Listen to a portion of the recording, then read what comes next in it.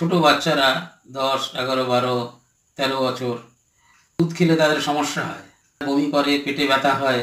যদি সেই বাচ্চা চেহারাটা ভালো হয়, নাদুস নাদুস চেহারা, ফেয়ার ফ্যাটি ফ্ল্যাবি, তার যদি প্রচুর ঘাম থাকে, মাথাটা ঠান্ডা থাকে, আইসি কোল্ডনেস অফ হেড, তার মিষ্টি খাওয়ার প্রবণতা থাকে এবং নোনতা জাতীয় জিনিস, নুন জিনিস সে চুরি করে করে খায় বাচ্চারা, দেখবেন।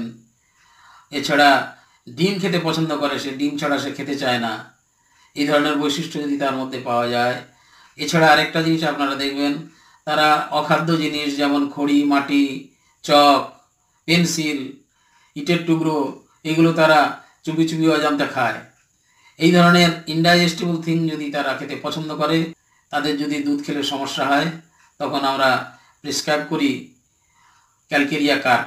খুব ভ্যালুয়েবল ওষুধ, দারুণ কার্যকরী ওষুধ ক্যালকেরিয়া কার্ব।